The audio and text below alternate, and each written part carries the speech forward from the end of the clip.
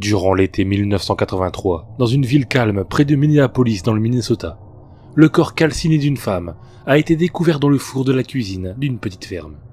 Une caméra a aussi été trouvée dans cette cuisine, sur un trépied, et dirigée vers le four. Aucune cassette vidéo n'était présente dans l'appareil à ce moment-là. La police a d'abord conclu à un homicide, jusqu'à ce qu'une cassette VHS sans inscription soit retrouvée au fond du puits de la ferme, qui s'était apparemment asséché plus tôt dans l'année. Malgré son état usé et le fait qu'elle ne contenait pas de piste audio, la police a pu être en mesure de visionner le contenu de la cassette. On y voyait une femme s'enregistrant elle-même devant une caméra vidéo, visiblement la même que celle retrouvée dans la cuisine.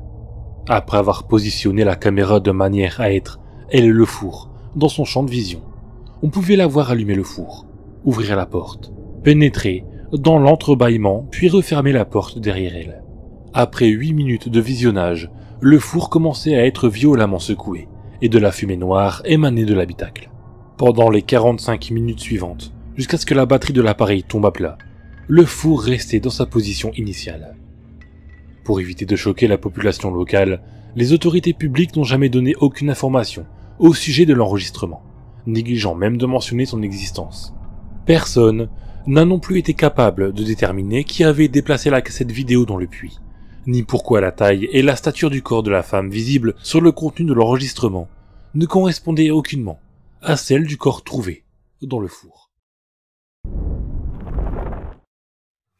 Une femme âgée, vivant seule, décide de faire un casse-tête dans son salon pour passer la soirée.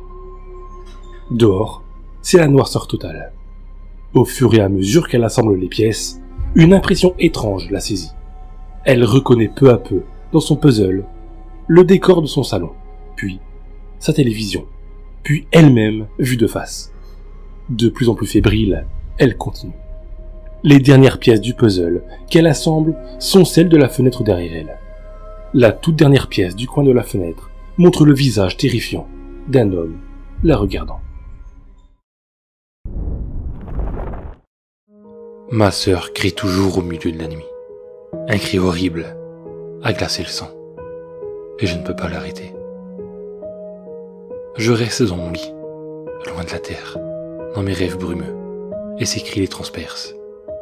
Elle pleure pour moi, pour quelqu'un. Je ne peux pas l'arrêter. J'aurais beau tout essayer, je n'y arriverai pas. Un jour, je lui ai ramené des lavandes. J'espérais que l'odeur la calmerait. Mes yeux se ferment et je commence à m'éloigner. Mais elle crie. Qu'est-ce que je peux faire, petite sœur? Pourquoi tu cries? Qu'est-ce qui te fait peur? Tu ne me le diras pas. Je ne peux pas t'aider. Une nuit, alors que ses cris sont trop forts, je me lève et j'arrêterai ses cris. Je vais jusqu'à son lit et je m'agenouille juste devant elle. Arrête de crier! Arrête de crier! Je baisse les yeux vers elle, mais je ne la vois pas. Il fait trop sombre. Elle est trop loin. Arrête de crier! Elle s'arrête, mais seulement parce qu'elle sait que quelqu'un est là. Elle est silencieuse. Elle ne veut pas qu'il sache qu'elle est là. Ma mère me dit que je dois retourner me coucher, que je dois arrêter de venir voir ma sœur la nuit. Mais tu n'entends pas les cris, maman? Elle ne les entend pas, ce n'est que moi. Ma sœur fait semblant d'être endormie. Je me lève. Je suis sale. Je me suis agenouillé sur la tombe de ma sœur. Elle reste dans son cercueil, morte, mais elle crie toujours.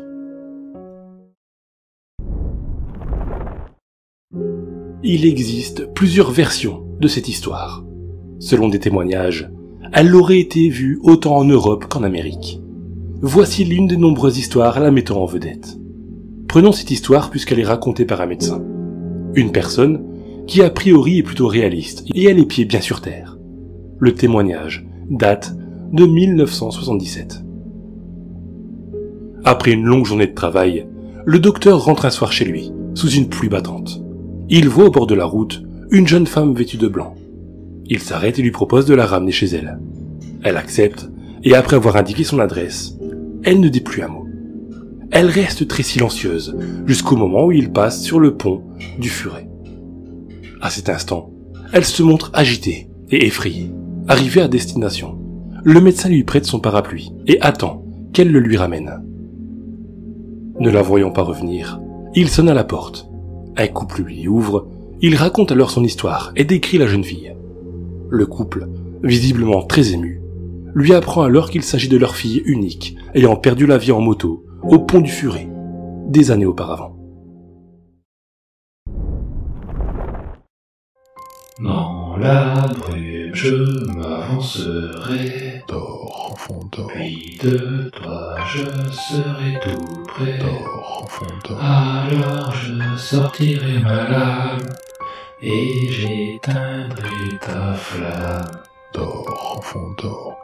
Celle de la chandelle dansera Dors, enfant, dors. pendant que ton sang se déversera. Dors, enfant, dors. Puis dans la brume effrayante, ô moi, pauvre âme errante, Dors, enfant, dors. je m'en irai déguster le foie que tu m'as donné. Dors, enfant, dors.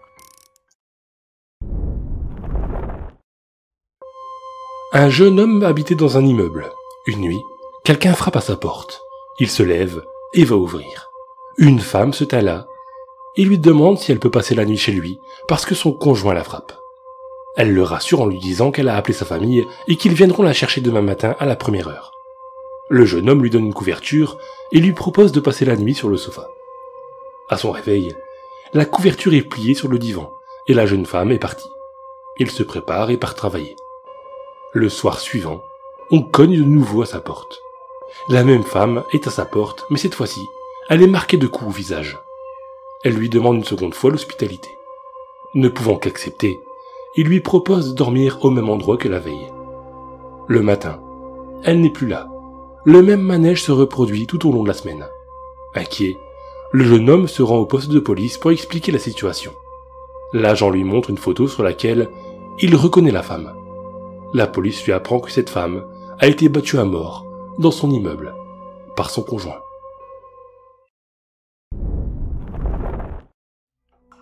C'était une nuit sombre et brumeuse. Denise avait de la difficulté à rester éveillée et la route était trempée. Le niveau d'essence commençait à être dangereusement bas et elle n'avait aucune idée d'où se trouvait la prochaine ville.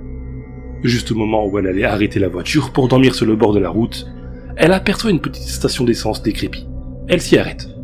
Le commis semble très distrait par l'arrière de la voiture pendant qu'elle lui demande de faire le plein. Il s'exécute enfin, mais lui demande d'ouvrir le capot, parce qu'il flaire un problème. Le cœur de Denise fait 3 tours. Elle est seule dans une petite station-service crasseuse au milieu de nulle part, et le commis a de drôles d'agissements. Il lui demande de sortir de la voiture pour venir voir le moteur. Elle s'exécute, tout en se demandant pourquoi elle ne se met pas à crier. Aussitôt arrivé devant la voiture, il l'attrape par le bras et lui dit « Cette voiture a besoin d'une remorqueuse. Vous devez venir avec moi dans le bureau. » Puis, il lui met la main sur la bouche et l'entraîne de force à l'intérieur du bureau. Une fois à l'intérieur, il lui dit « Il y a un homme couché sur le siège arrière de votre voiture. Nous devrions appeler la police. » La femme, apeurée, part en courant vers sa voiture et file à toute vitesse. Au bout de quelques minutes, Denise regarde dans son rétroviseur. Elle voit un homme avec un chandail à capuchon et une hache dans la main sur la banquette arrière. D'un mouvement de bras, il décapite la pauvre femme avec sa hache. Le cadavre de Denise est retrouvé quelques jours plus tard.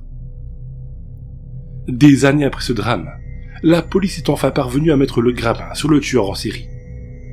Avez-vous regardé sur la banquette arrière de votre voiture?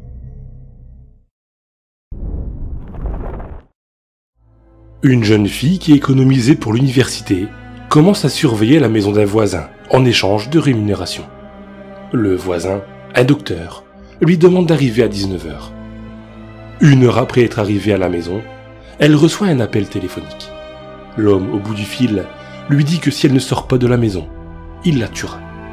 Elle raccroche et regarde sur l'afficheur, mais la personne qui téléphone utilise une ligne privée.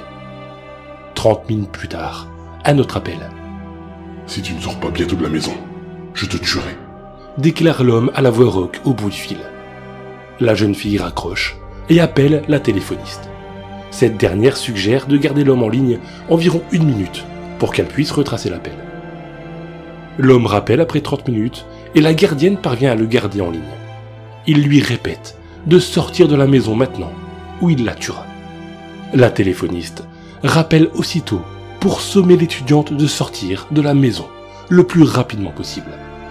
L'appel provient de la 2e ligne de la maison, celle du 2e étage. L'assassin se trouve dans la maison. Le soir d'Halloween, un vieil homme du New Jersey a été retrouvé mort dans la cuisine de sa maison. Il vivait seul avec sa femme. L'homme n'était pas de nature facile et il maudissait les enfants. Le 31 octobre au matin, le vieil homme avait minutieusement inséré des lames de rasoir dans des pommes qu'il prévoyait de distribuer aux enfants le soir venu. Sa femme, qui s'opposait fermement aux actes criminels de son mari, décida d'arrêter le massacre prévu par le vieil homme. Elle lui prépara sa tarte préférée et l'invita à en dévorer une bonne pointe au dessert, juste avant que les enfants ne viennent frapper à la porte. L'homme, qui à la manière d'un porc prenait d'énormes bouchées de tout ce qu'il ingérait, demanda à sa femme, juste avant d'avaler: « Mais où as-tu pris les pommes pour faire la tarte? Je les avais toutes prises ce matin. » C'est en ingurgitant qu'il obtint la réponse à sa question, alors qu'il se trancha la gorge de l'intérieur.